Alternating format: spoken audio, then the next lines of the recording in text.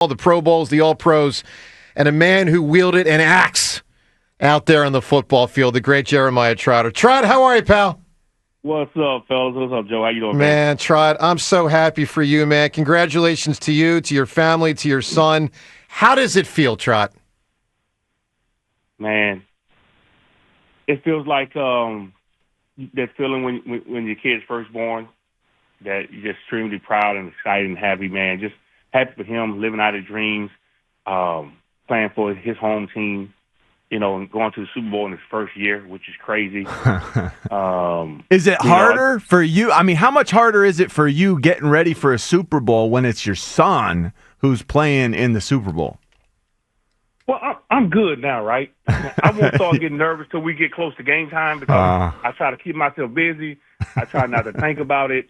Even when his games, when he was little, in college, and even now, I just try to stay as far away from the game as possible mentally until it's game time. Because I obviously get more nervous watching him play than when I played. So, yeah, man, it's, as a parent, watching your kids go out and try and perform, it can be nerve-wracking if you let it.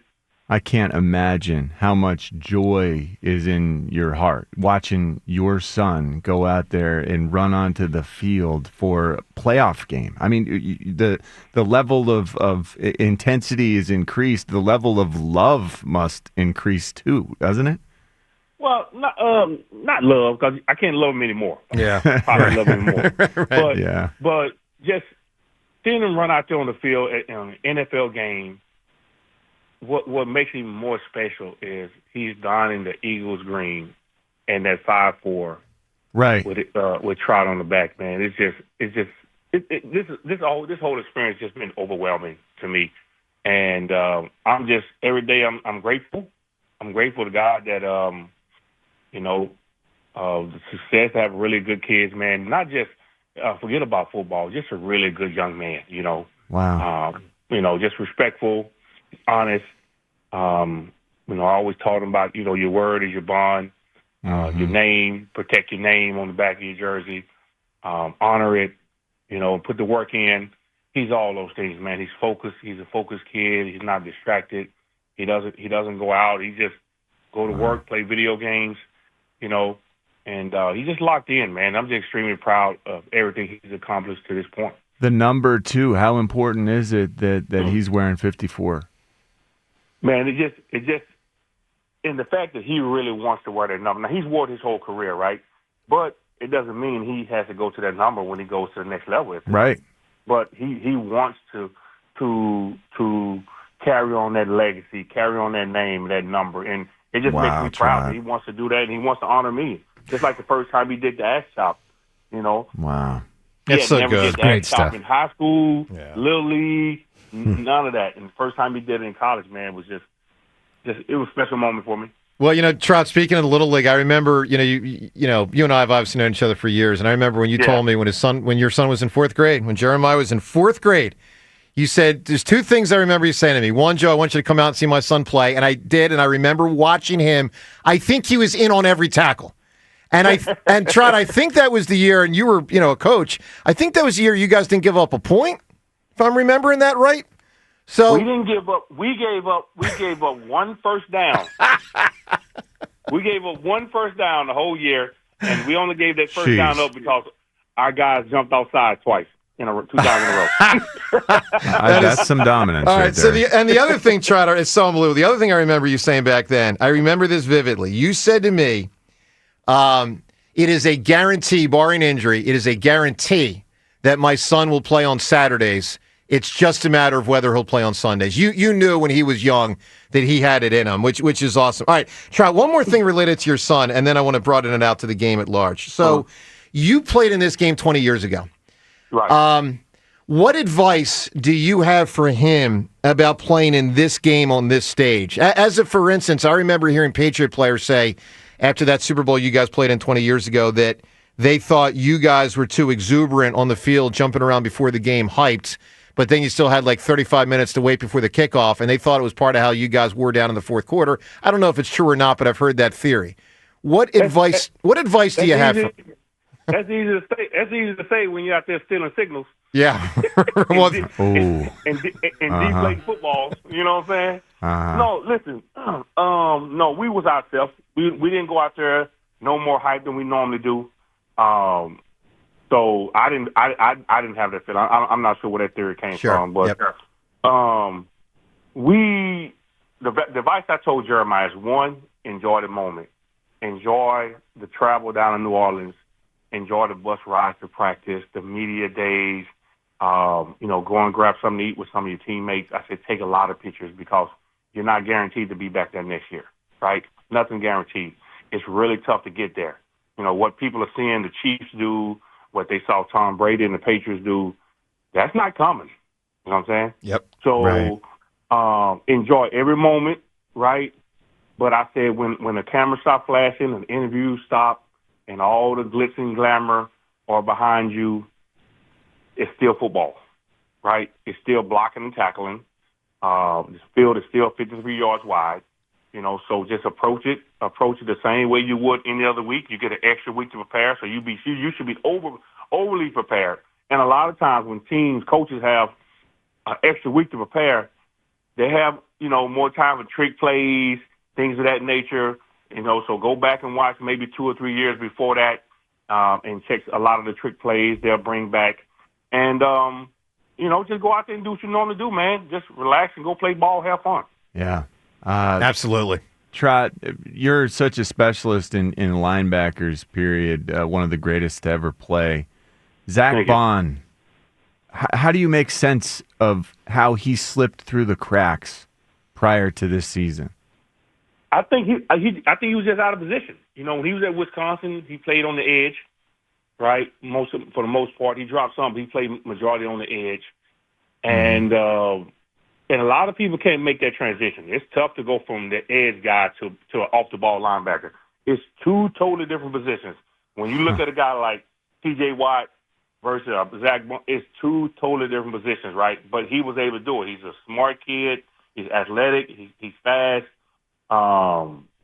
This is an age-old battle. I've had friends at school that were edge guys. If you're just not the perfect cookie cutter size, weight, they're trying to make you drop into pass coverage during your tryouts. You're an edge guy trying to drop and cover backs. I'll give you what the heck? That doesn't work. Well, I'll give you an example because there are plenty of examples of guys in the wrong spot. When Lawrence Taylor initially played for North Carolina, they had him in nose guard. Now that makes no sense, right? It makes no sense. Wow. And they finally realized let's put him on the edge and have him go get the quarterback, and then nose guard. So how big was nose guard or nose tackle? But bottom line, it's the same position. Yeah, interior defensive line, which is stupid. But you got to get the guy in the right spot. All right, Trot, you played for Andy. You know him so well. I mean, he's just an amazing coach. Let's get into the Andy Reid with Patrick Mahomes versus Vic Fangio with the Eagles defense. I mean, what a matchup between Andy and Vic Fangio and the way these guys will duel. Yeah, man, it's going to be exciting. I mean, you got the number one defense, and, Kansas City's not the number one offense, but they're still prolific, right? Yep. You still got Andy Reid, who's a future Hall of Famer, legend in the game, calling the plays, and you got, on pace to be the greatest quarterback ever playing the game, running the offense, man. So no matter if they're not as prolific as they used to be, they're still finding ways to win, right? They're running the football. They're not turning the football over. And it's going to be a great matchup between Fangio and Andy Reid's offense. So, but I think if they just go out, man, and do what they've been doing, don't go out and try to be the hero. Just play within the system, play within the scheme. And, they're going to get some drives, right? They're going to get some drives. But if you can hold those guys to 3, that's a win, right? And then we know our offense can run the football against anybody. They have to win the line of scrimmage. I didn't think the last Super Bowl our offensive and defensive line won the line of scrimmage. I don't think so. So we're going to have to win the line of scrimmage this on Sunday. How do our linebackers, how do we cover Travis Kelce? How is that possible when he seems to have just a direct line to the inner thoughts of the quarterback throwing him the ball? Right. You just have to be disciplined in your training, right? Disciplined in your help where you got help. There's going to be times where if he's matched up on a safety, may get a linebacker, drop it underneath. But here's the thing.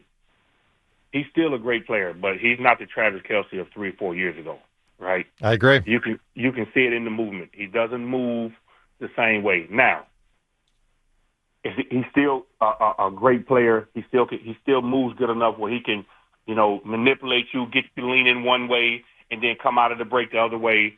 So you have to be disciplined in your eyes. Those guys that when you're man-to-man, if you peeking at the quarterback, he's going to get you, right? You have to have disciplined eyes in man-to-man in order to do it. Now, can it be done? Yeah. We saw Tampa Bay when Tampa Bay beat them in the Super Bowl. What's the linebacker number 54? That was Devin White. I know, and David, Levante David. Levante. Yeah, he was incredible in that game. 54. Yep. They locked him up. That was, to me, that was the key of Tampa Bay winning that game. They locked up Kelce, which is Patrick Mahomes' favorite target, and they pretty much, shut him down in that game. So if the linebackers can do that, they can minimize Travis Kelce. That's going to be a huge positive on Eagles' behalf. No question. Trotter, let me say this, man. We're so happy for you. We're so happy for you. We're so happy for Jeremiah, your entire family. We remember that photograph after the NFC Championship game in 2004 when you were holding Jeremiah on the field with that huge grin on your face because you guys had conquered the NFC. I want to see a similar sort of picture Sunday around 10 o'clock. Maybe no one's holding anybody on Sunday, but you and your son celebrating a Super Bowl on the field together. Trot, I got nothing but love for you and for your son, man, and I'm just so happy for all you guys. Joe, my brother from another mother, man, I hope we can have that moment. We can share that moment on the field. Like I said, I don't know if I can be able to hold him, but I'll give him a big hug. Trot, you're the best, man. Congratulations, Stay Trot. Well, Trot, and we'll talk, man, and just it's all good stuff, man. Trot, enjoy All it. right, thanks, guys. All right, there Take he care, is, man. the Axeman, Jeremiah Trotter. What a guy. There was so much that made Trotter a fan favorite, and obviously play on the field is part of it, but, Ruben and Philly, you got to keep it real. You got to, you keep it real, and you bring a little personality and a little pizzazz, and he just connected with the fan base. Keeping it real is one of the biggest things here in Philadelphia that I've learned, and learned it over time. And he's just a quality guy. He's just a guy, and he's proud of his son. I love the way he talks about his son, dude. Of course. That makes maybe makes you fill up a little bit, makes you emotional. It's really agree. cool. It sure does. And of course, and I didn't want to bring it up when he was on, but I think the audience is very familiar. Jeremiah's wife passed away about 2 years ago. So Jeremiah Jr.'s mom died about 2 years ago. So you have that extra element of, it's just closeness. And so it's really an incredible story. My God, Jeremiah Trotter Jr. playing the game while his dad watches. It's so cool. Phenomenal. It really is.